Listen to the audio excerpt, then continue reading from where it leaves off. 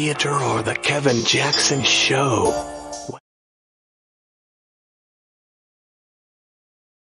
It's been 10 days since George Floyd was brutally murdered. How many times do we need to ask you to listen to your players? What will it take for one of us to be murdered by police brutality? What if I was George Floyd? If I was George Floyd. What if I was George Floyd? If I was George Floyd. If I was George Floyd. If I was George Floyd. I am George Floyd. I am Breonna Taylor. I am Ahmaud Arbery. I am Eric Garner. I am Laquan McDonald. I am Tamir Rice. I am Trayvon Martin. I am Walter Scott. I am Michael Brown Jr. I am Samuel Du Bois. I am Frank Smart. I'm Philip White. I am Jordan Baker.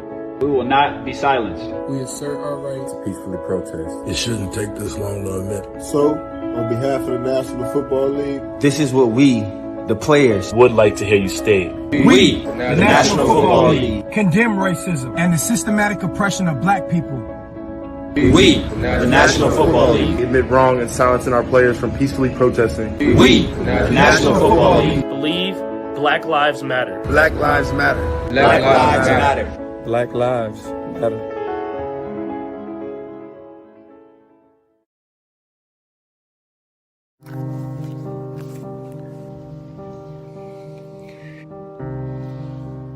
We're no strangers to moving fast. And we know how life can have that same quality. But now But now is the time to slow down and reflect. The events of recent weeks Highlighted the work we still need to do as a nation to condemn racial inequality and racism. The deaths of George Floyd, Breonna Taylor. Ahmaud Arbery and countless others in the black community are heartbreaking. Are heartbreaking and can no longer be ignored. The process begins with us listening and learning, because understanding the problem Is the first step in fixing it. We are committed. to listening with empathy. and with an open heart to better educate ourselves. We will use this education to advocate For change in our nation, our communities, and most importantly, in our own homes. even after the headlines go away. All of our voices, they make a difference. No matter how big or how small. It is all of our responsibility. to no longer be silent. to no longer be silent. We just can't stay silent. We have a long road ahead of us. But let's commit to make that journey together. Together. Together. Our differences should not divide us. It is our love for all mankind. That will unite us. As we work together, To make real change. To make real change. As we work together to make real change.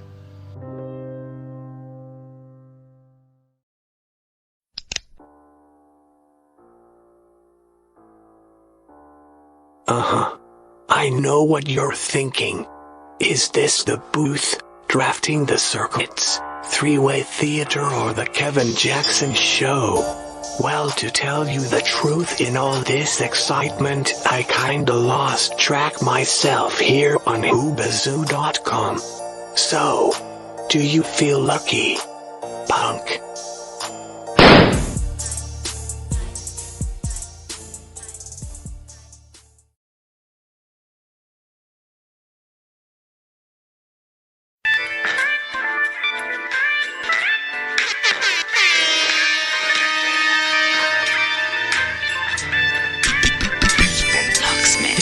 The booth. I share my world when in the booth. The booth. This is all I do when in the booth. The booth. A set of headphones, one microphone. Hey yo, hold the phone, I'm in the booth. The booth. I share my world when in the booth. The booth. This is all I do when in the booth. The booth. I got one microphone, flow glitz in the zone. Yeah, I ain't to load me up, lock me in. I don't care, box me in, cause the booth got me in this brand new zone. Plug me in, turn it up, blitz gon' burn it up. Might start melting down the soundproof foam. It's one way, so it's one mode. Booth on the bus whenever I'm on the road. Lock in for days and anything goes. It's been 7 days, the same clothes. Still flowing for them dudes sitting outside on the blocks in the booth, but I'm spitting outside of the box. I know where the digits at, where the lyrics at. I ain't never losing, so I ain't gotta get it back. Got commercial music, but I still know how to spit it rap. I'm like the trees on my boots, I grew from the roots. If I'm lying, I'm flying, but I'm the truth. Only one way, my mobile on Rome, I'm underground in the booth. The booth. share my world when in the booth. This is all I do when in the booth. I got a set of headphones and one microphone. And yo, hold the phone, I'm in the booth. I share my world when in the booth. This is all I do when in the booth. I got one microphone. Yeah, I'm in the zone. Kel Spencer's in the booth. Was he African? African. No. He was American, and he was like you.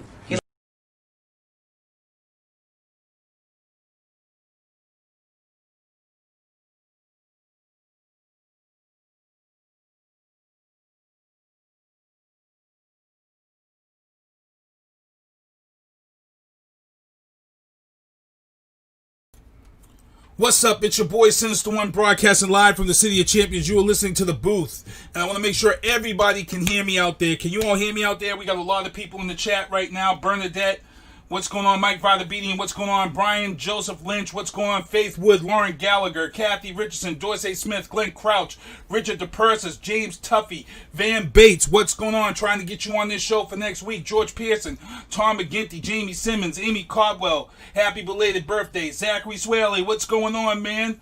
Felicia Damon, what's going on? Viana Marie, what's going on? All y'all people in the chat right now, can you hear me loud and clear? I want to make sure everybody can hear me during this show tonight. I want to make sure we don't got nothing technical going on. I don't want any excuses for what I'm about to say tonight during this show. So I just want to make sure I'm out here and being heard loud and clear. Again, it's your boy Sinista1 broadcasting live from the City of Champions. You are listening to The Booth. And the first thing I got to say is I got to thank my man Matt Cameron for coming on the show last week. Matthew C. Sports for You and Me. He was on this show, held it down. We touched base on a lot of stuff that went down in NASCAR. NASCAR setting the tone, banning the Confederate flag. And I gave them props being a black man who has supported NASCAR since I was a little nugget in the projects of Boston. Supporting NASCAR, watching Wide World of Sports. You know what I'm saying? Watching the dirt track races and all the classics. And to see Richard Petty out there this weekend, which I'm going to play a clip of that also, of what went down, because we had some ugliness go down. But the reason why I asked everybody to tune in, what's up, George Bain? DJ George Bain is also in here. The reason why I want to get into what we got to talk about. What's up, Bernard Pringle? Before we get into the news, before we get into anything involved in this show, I'm going to put a picture up for you guys. I'm put a picture up for you guys, and this is something that I saw on Sunday.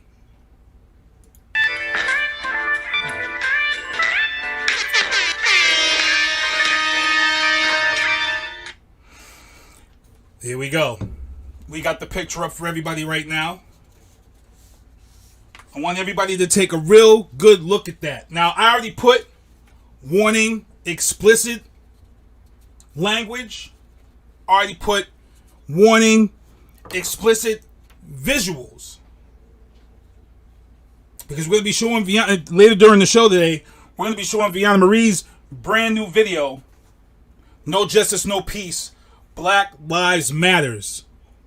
So, I want to make sure, y'all, look. I've been holding on to this since Sunday, since Father's Day. Since Father's Day, I've been holding this in. Because I got, look, real talk. I'm dropping friends left and right on Facebook.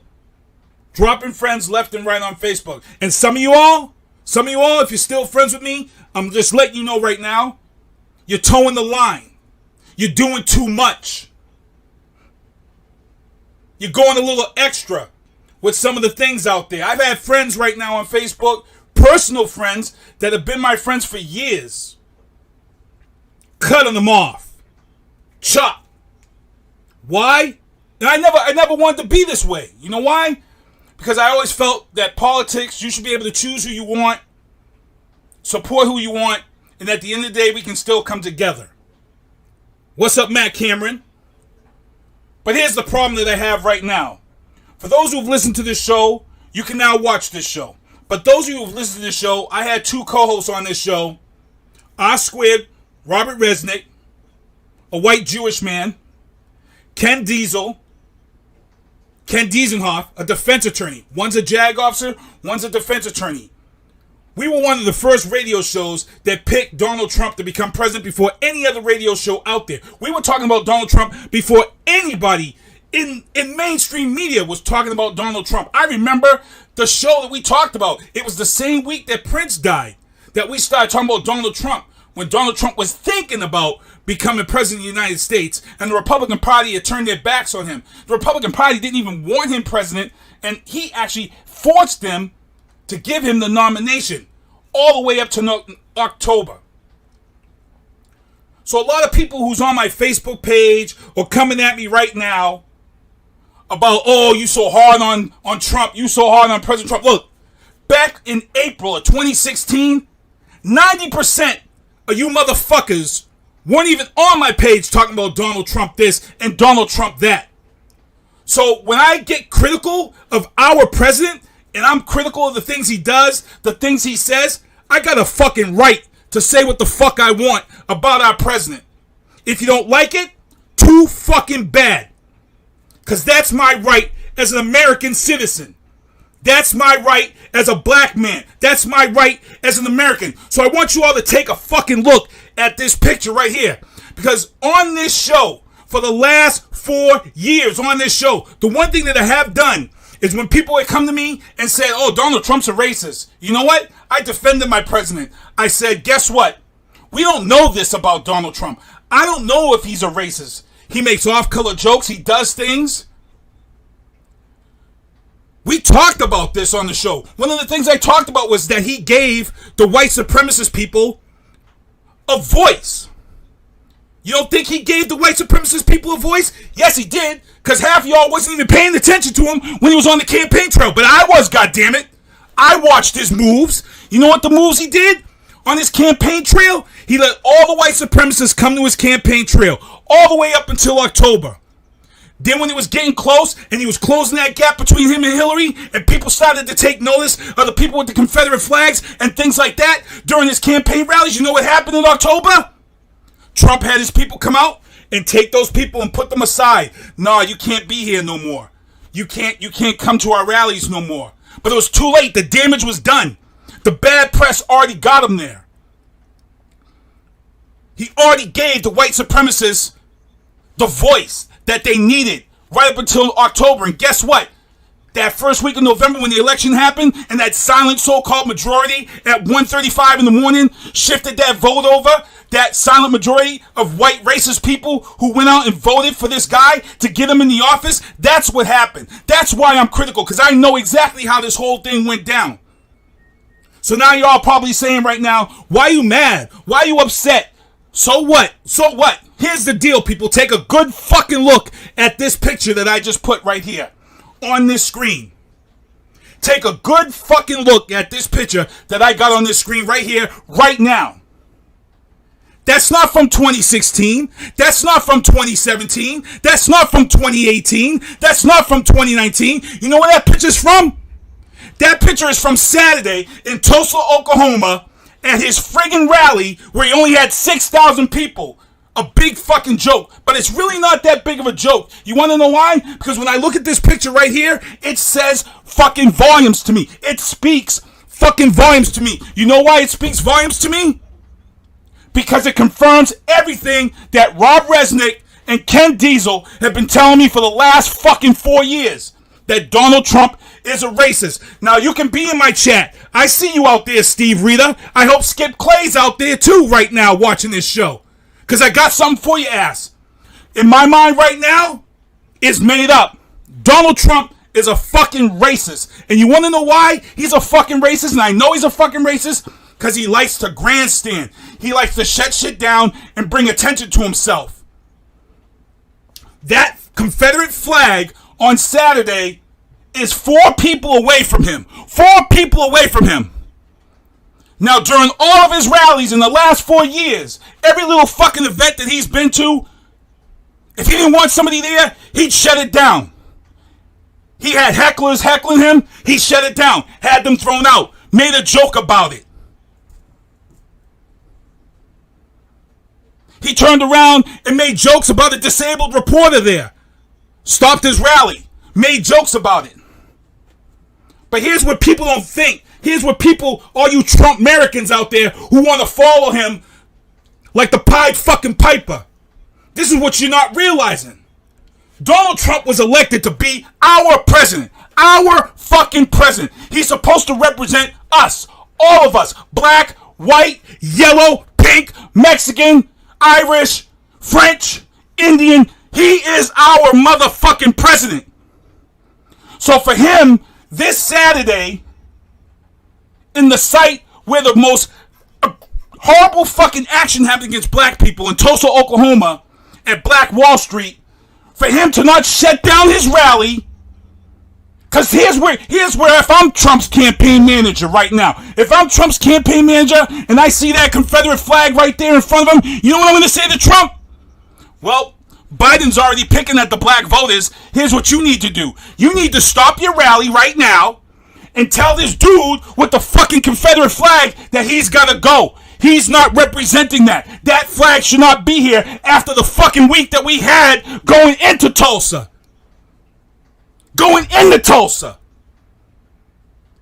And guess what? If Donald Trump had stopped that rally and had that man with that Confederate flag leave, I would have gained way more respect for Donald Trump as our president. And he probably would have gained a little bit more from the black voters, a lot more from the black voters by throwing someone out. But guess what? Donald Trump didn't stop his rally.